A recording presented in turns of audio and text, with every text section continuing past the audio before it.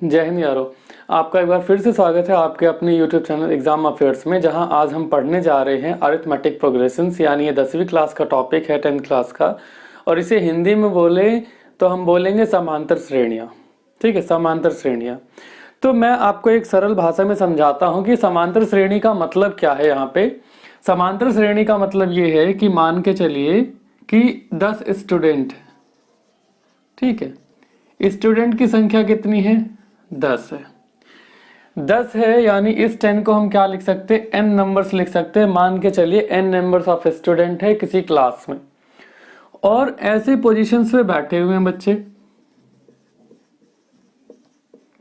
10 बच्चे हैं, 10 पोजीशंस पे बैठे हुए हैं। These are the positions of the students who are sitting in the class. ठीक है, अब यहाँ पे टीचर क्या करता है? पेंसिल्स बांटना शुरू करते हैं। पहले बच्चे को 1 पेंसिल, दूसरे को 2, तीसरे को 3, चौथे को 4, पांचवे को 5, छठे को 6, सातवें को 7, आठवें को 8, नौवें को 9 और 10वें को 10 पेंसिल्स इस तरीके से दिया जाता है। Now a question arise in your mind that कि सर आप तो ऐसा कुछ कर रहे हैं कि जिस पोजीशन पे जो बच्चा है उसको वही पेंसिल दे रहे हैं। तो मैं यहाँ पे बोलूंगा बिल्कुल नहीं है। ठीक है, आपकी बात थोड़ी थोड़ी सही है, लेकिन मैं आपको ये बात सिखा रहा हूं कि कैसे समांतर श्रेणी है ये, कैसे अरिथमेटिक प्रोग्रेशंस है ये। अब यहाँ पे पहले बच्चे को 1 पेंसिल, दूसरे को 2 पेंसिल, तो 1 पेंसिल और 2 पेंसिल के बीच का अंतर अगर देखा जाए तो 1 है। 2 पेंसिल और 3 के बीच का अंतर देखा जाए तो भी 1 है। 3 से 4 पेंसिल का अंतर देखा जाए तो भी 1 है। तो यहाँ से आप एक नई चीज सीख रहे हैं। वो नई चीज क्या है कि अगर अंतर समान रहता है, यानी the difference between 2 consecutive numbers is equal, then it is said to be an arithmetic progressions. अगर 2 नंबर्स के बीच का डिफरेंस अगर बराबर है, ठीक है, 2 नंबर्स के बीच का अगर डिफरेंस बराबर है तो आप कहोगे एपी है। फिर तो बोलोगे सर पहले पोजीशन से और इस वाले पोजीशन के बीच में अंतर नहीं फाइंड कर सकते हम। तो मैं बोलूंगा नहीं, बिल्कुल नहीं। यहां मैं बोल रहा हूं कि लगातार आने वाले नंबर्स या लगातार पोजीशंस पे बैठे हुए जो भी संख्याएं हैं, अगर उन दोनों को आपस में घटाया जाता है, यानी सब्ट्रैक्ट किया जाता है, the number we are getting, the difference will be equal throughout the progression. यानी पूरे की पूरी प्रोग्रेशन में ही उतना ही अंतर आएगा हर दूसरे नंबर से जब पहले वाला नंबर घटाएंगे। दूसरे नंबर से क्या मतलब है? जब कोई लाइन में आके लगता है, जब कोई लाइन में आके लगता है तो क्या होता है कि first position, second position, third position, means कि सेकंड पोजीशन अगर मुझे प्रॉपर तरीके से डिफरेंस क्रिएट करना है, डिफरेंस निकालना है, तो क्या होगा? सेकंड पोजीशन में से आप फर्स्ट पोजीशन घटाओगे। मान के चलिए आपके पास पहले 3 रुपए थे, यानी 3 रुपीज, और फिर आपके फादर ने आपको 10 रुपीज दिया। ठीक है, किसी टाइम 10 रुपीज दिया, तो हुआ क्या? अंतर कितने का आया? इंक्रीमेंट कितने का हो गया? यानी कभी आपको 3 रुपए मिलते थे, अब 10 रुपए मिल रहे हैं, तो इंक्रीमेंट कितने का हुआ? 7 का हुआ, यानी 7 का हुआ। आपने कैसे फाइंड किया? आपने ऐसे फाइंड किया कि नेक्स्ट वाला जो आपको मिला है नंबर, यानी रुपीज जो मिला है, उसमें से पहले वाले को क्या किया है? डिक्रीज कर दिया है। तो इस तरीके से आपने फाइंड कर लिया। अब चलते हैं दूसरी बात करते हैं। तो इसी चीज को, यही जो डिफरेंसेस क्रिएट हो रहे हैं, इसी डिफरेंस को बोलते हैं कॉमन डिफरेंस। कॉमन डिफरेंस बोलते हैं, यानी इसे बोलते हैं समान अंतर।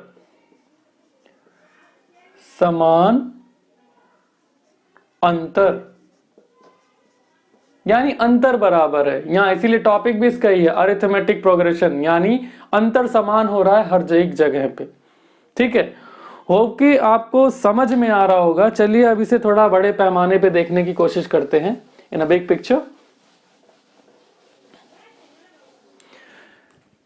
अब बिग पिक्चर में क्या है कि जब भी आपको बोला जाएगा कि एपी है, ठीक है, 2-3 कंडीशंस आएंगी। एक तो एपी को फाइंड करना है, दूसरी बात यह है एपी को पता करना है, एपी है भी कि नहीं है। ठीक है, ये दो बातें हैं। अगर क्वेश्चन में लिखा रहता है कि बताइए एपी है कि नहीं है, जैसे मैं एक सीरीज लिख देता हूं 1 3 5 7 9 और ये ऐसे ही सीरीज चलती हुई चली जा रही है। दूसरी सीरीज लिख रहा हूं 4 12 15 17 21, एक ये सीरीज है।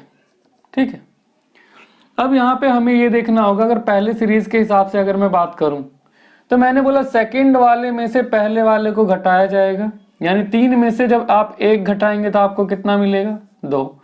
5 में से 3 घटाएंगे तो भी कितना मिलेगा 2। 7 में से 5 घटाएंगे तो भी कितना मिलेगा 2, और 9 में से 7 घटाएंगे तो भी कितना मिलेगा 2। यानी हर जगह मुझे 2 का डिफरेंस मिल रहा है। इस वजह से क्या होगा कि ये एपी है।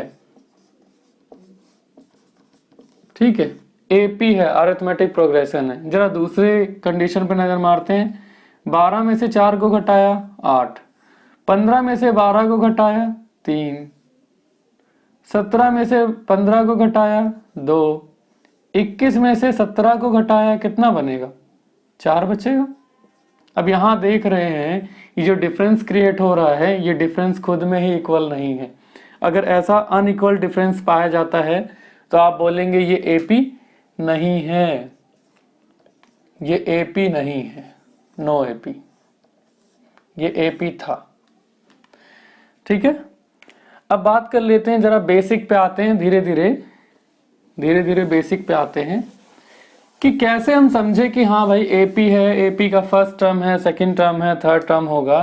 तो यहाँ एक ए लिखा जाएगा, फिर A2 लिखा जाएगा, फिर A3 लिखा जाएगा, A4 लिखा जाएगा, A5, A6 ऐसे करके।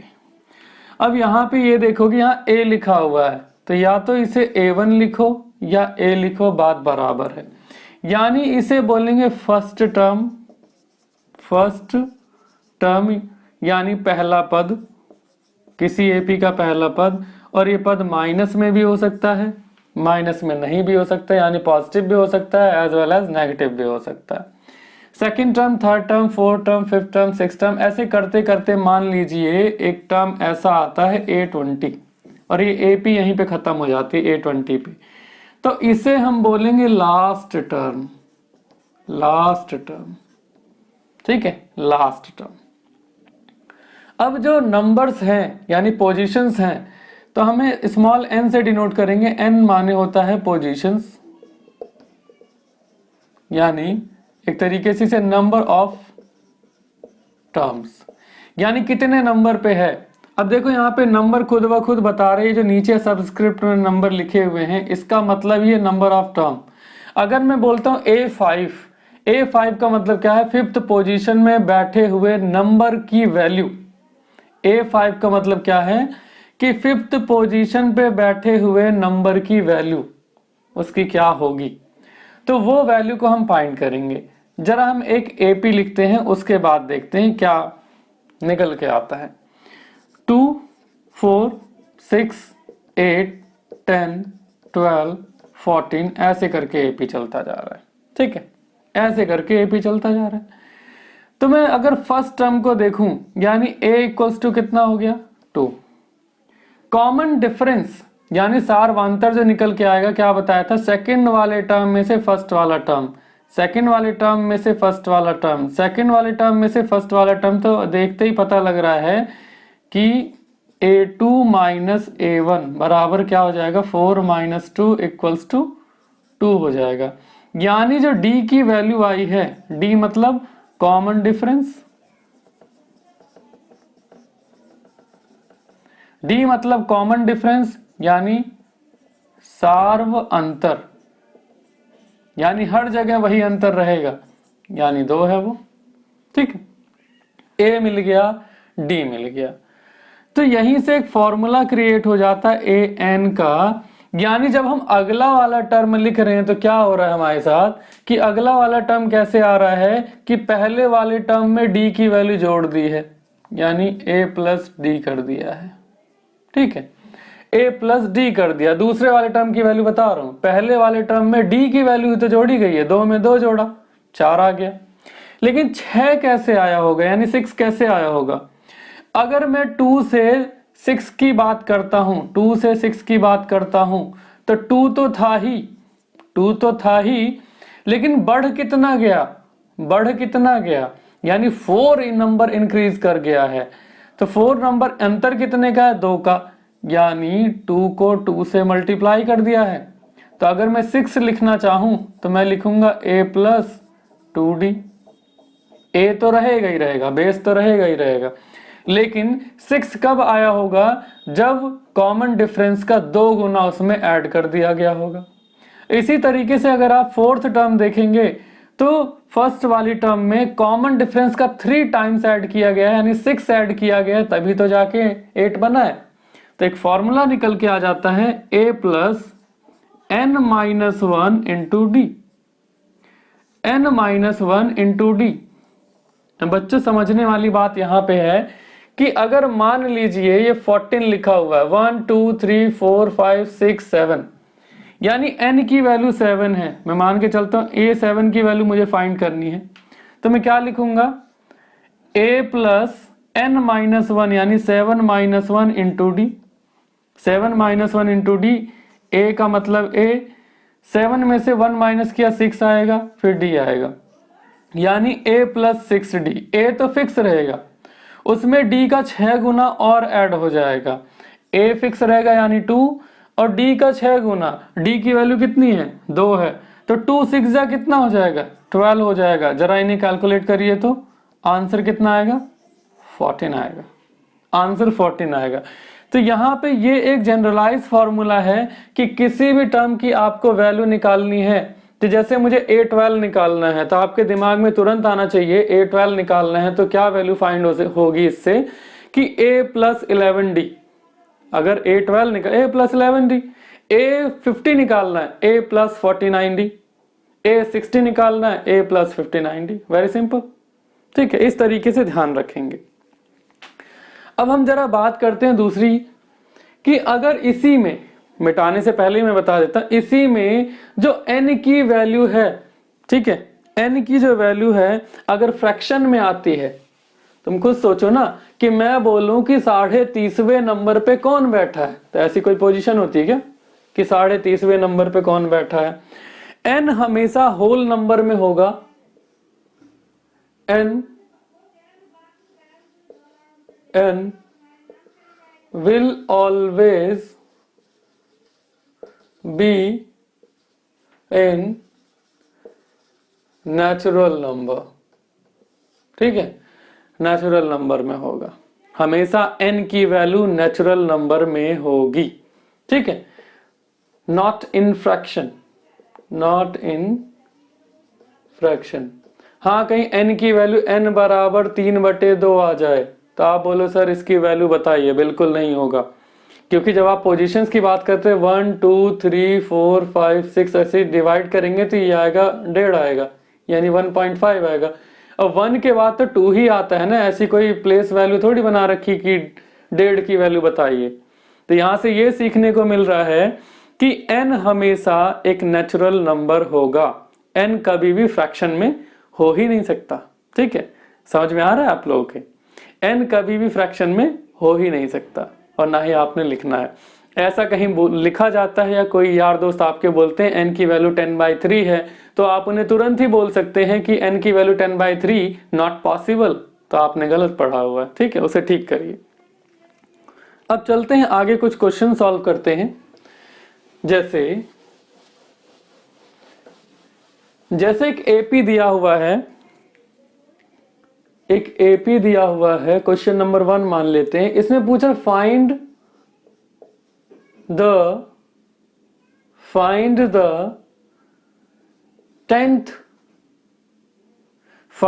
10th term for the AP. अब वो एपी क्या है, 10 7 4 डैश डैश डैश डैश करके -62 तक गया है। अब यहां पे 2 चीजें हैं, ठीक है, लेकिन यहां पे ये ध्यान रखना find the 10th term from the last से बताना है, आगे से बताना तो वेरी इजी। आगे से बताना हो तो हम क्या लिखेंगे, a10 बराबर a प्लस 9d, बहुत ही आसानी से आ जाएगा। ठीक है, a प्लस 9d, a की वैल्यू 10, 9d 9 लिखा, और d की वैल्यू कितनी आ रही है, 7 में से 10 घटाओगे तो माइनस का 3 आ जाएगा, 10 माइनस 27, आंसर आ गया -17, आंसर आ गया -17। ठीक है, अब जरा हम बात कर लेते हैं, ये तो इधर से आया, जब लेफ्ट हैंड साइड से आप सीधा सीधा गए हैं, वो लास्ट से पूछ रहा है, तो लास्ट से जब पूछ रहा है उसके लिए दो कंडीशंस है। कंडीशंस क्या है, तो मैं लिख देता हूं फ्रॉम लास्ट। कंडीशन नंबर 1, दो तरीके हैं सॉल्व करने के। कंडीशन 1 ये है कि इधर से a मान लो, a बराबर कितना हो गया -62। अगर हम ऐसे ऐसे ऐसे वैल्यू चलती जा रही है तो कहीं ना कहीं आप देख रहे हो वैल्यू बढ़ रही है, इंक्रीज कर रही है। और d निकालने के लिए हमेशा क्या बताया गया है, नेक्स्ट वाले नंबर में से पहला वाला नंबर घटाओ। ठीक है, नेक्स्ट वाले नंबर में से पहला वाला, नेक्स्ट वाले में से पहला वाला, यानी 10 में से अगर 7 घटाओगे तो आंसर कितना आएगा, 3 आएगा। अब सवाल में 10वां टर्म पीछे से बता दो भाई, तो a10 की वैल्यू बता दो, a की वैल्यू है -62, यानी a10 की वैल्यू क्या होगी, a प्लस 9d, उधर से बता रहे हैं हम लास्ट से, प्लस 9, और d की वैल्यू कितनी आई है, 3 आई है, -62 प्लस 27, 12 में से 7 गए तो बचा 5, और 5 में से 2 गया, 5 में से 2 गया बचा 3, यानी आंसर आ गया -35, आंसर आ गया -35। अब कुछ लोग बोलेंगे सर हमें तो सीधा सीधा बताओ, लेफ्ट हैंड साइड से ही सीखा है हमने, तो लेफ्ट हैंड साइड से बता देते हैं। ये थी कंडीशन 1 कि जहां से आपको बोला गया है ना वहीं से आप ए मान लो और धीरे धीरे पीछे की तरफ होते जाओ। अब बात करते हैं अगर इस तरफ से जानना हो तो क्या करना पड़ेगा, तो सबसे पहले नंबर ऑफ टर्म्स निकालना पड़ेगा। कंडीशन नंबर 2 जो है फ्रॉम लास्ट की बात नहीं करेंगे, अब यहाँ लास्ट से नहीं निकालेंगे, अब सामने से पता करेंगे, सामने से पता करेंगे a10 की वैल्यू कितनी आएगी। ठीक है, a10 की वैल्यू कितनी आएगी, लेकिन एक बात समझने वाली ये है कि उधर से कोई अगर 10वें नंबर पे है तो इधर से कितने नंबर पे होगा। कंडीशन ये भी है कि उधर से कोई 10वें नंबर पे वैल्यू बैठी हुई है तो वही वैल्यू यहां से कितने नंबर पे होगा, ये भी फाइंड करना है आपने। तो चलिए फाइंड करते हैं, n फाइंड करना है, तो मैंने बताया ये जनरल फॉर्मूला यूज करेंगे a plus n minus 1 into D वाला। ठीक है, an, अब an को इसे लास्ट टर्म भी बोलेंगे, जहां जहां पे काम आए। लास्ट टर्म का मतलब क्या है, -62 लास्ट टर्म है, -62। a की वैल्यू कितनी है, a की वैल्यू 10 है तो हम 10 लिखेंगे, n माइनस 1 हमें नहीं पता, और d की वैल्यू निकल के आ रही है -3, यानी 7 में से 10 घटाओगे तो 3 आ जाएगा।